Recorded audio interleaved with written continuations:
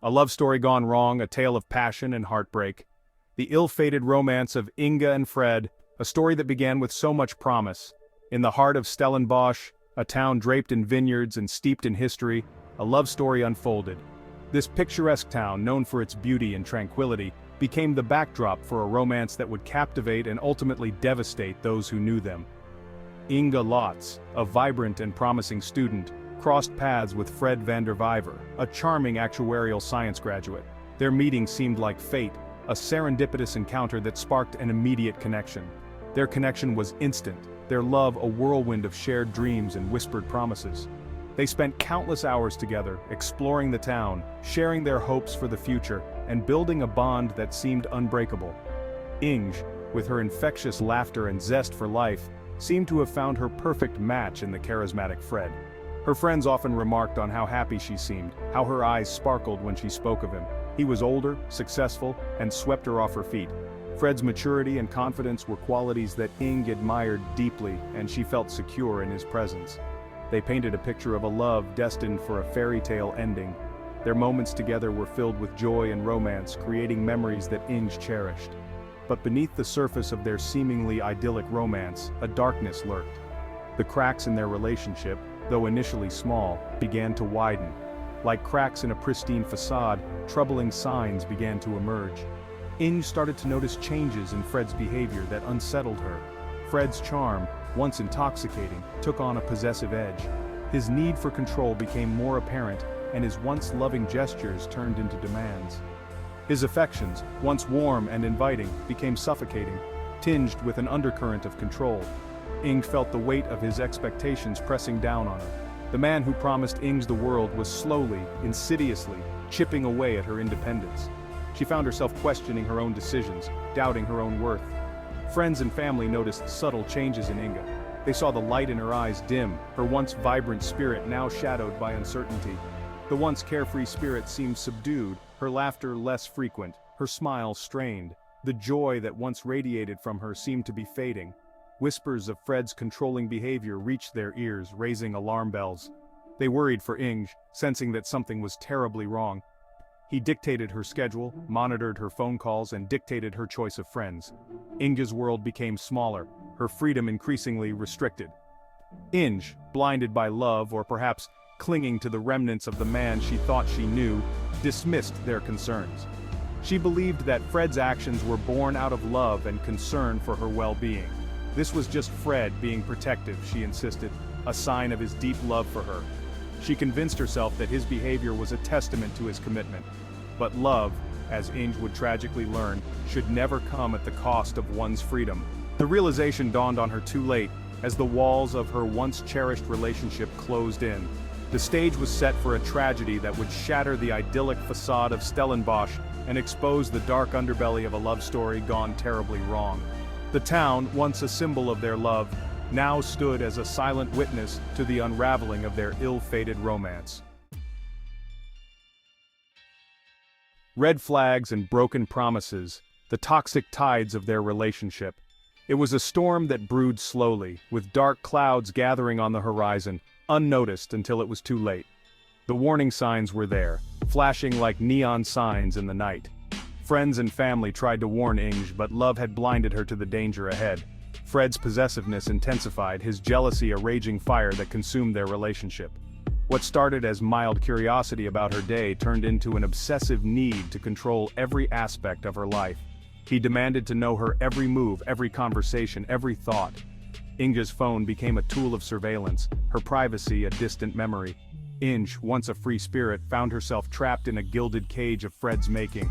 The walls of her world closed in, each day a little more suffocating than the last. Her life, once filled with promise and possibility, was slowly being suffocated by his suffocating control. The vibrant colors of her dreams faded, replaced by the dull gray of her reality. Incidents of verbal abuse escalated, Fred's words like venom, chipping away at Inge's self-esteem. Each argument left her feeling smaller, more insignificant. He belittled her dreams, mocked her aspirations, and eroded her sense of self-worth. Inge's ambitions, once a source of joy, became a battleground for Fred's cruelty. The charming facade crumbled, revealing the monster lurking beneath. The man Inge thought she knew was a mere illusion, a mask hiding his true nature. Still, Inge clung to the hope that things would change, that the man she fell in love with would resurface. She held on to memories of happier times, believing they could return. Then came the physical abuse, a shocking escalation of Fred's reign of terror. The first slap was a wake-up call, but the nightmare had only just begun. A shove, a slap, a bruise that Inge desperately tried to hide. Each mark on her body was a testament to the violence she endured, a silent cry for help. Each act of violence was followed by remorse, by promises of change, by pleas for forgiveness. Fred's apologies were as intense as his outbursts, creating a cycle of hope and despair. Inge, caught in the insidious cycle of abuse, wanted to believe him, wanted to believe that this was not the real Fred. She hoped against hope that the man she loved was still in there somewhere, but the truth was undeniable.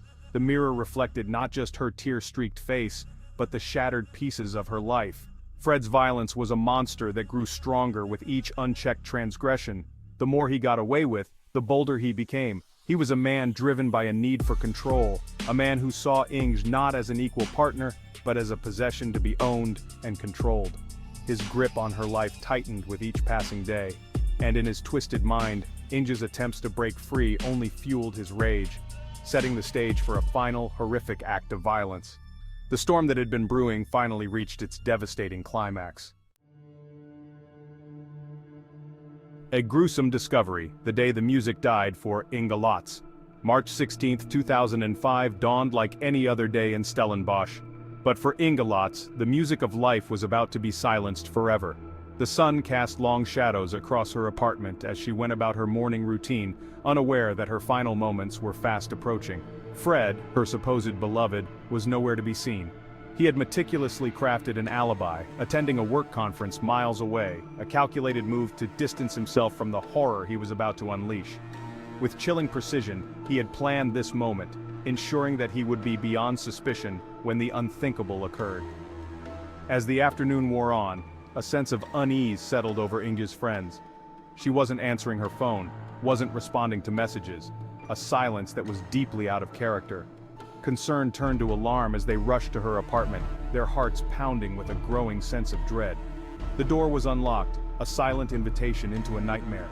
Inside, amidst the scattered remnants of Inge's life, lay her lifeless body. She had been brutally attacked, her life extinguished in a frenzy of violence. The scene was horrific, the brutality of the crime sending shockwaves through the community. Inge Lotz, the vibrant young woman with so much promise, was gone, leaving behind a void that could never be filled. Section 4. A web of deceit unraveling Fred's fabricated alibi. The news of Inge's murder spread like wildfire through Stellenbosch, a collective gasp of horror rippling through the community. The once serene town was now shrouded in fear and suspicion. How could this happen, they asked, in their peaceful town, to someone so full of life? Inge had been a beloved figure, known for her kindness and vibrant spirit. The police launched a full-scale investigation, their every instinct screaming that this was no random act of violence. They meticulously combed through every piece of evidence, determined to find the truth. This was personal, the work of someone who knew Inge, someone who wanted her silenced. The community watched in anguish as the investigation unfolded, hoping for justice. All eyes turned to Fred van der Vyver, the seemingly grieving boyfriend. His demeanor was that of a heartbroken lover, but the police were not convinced.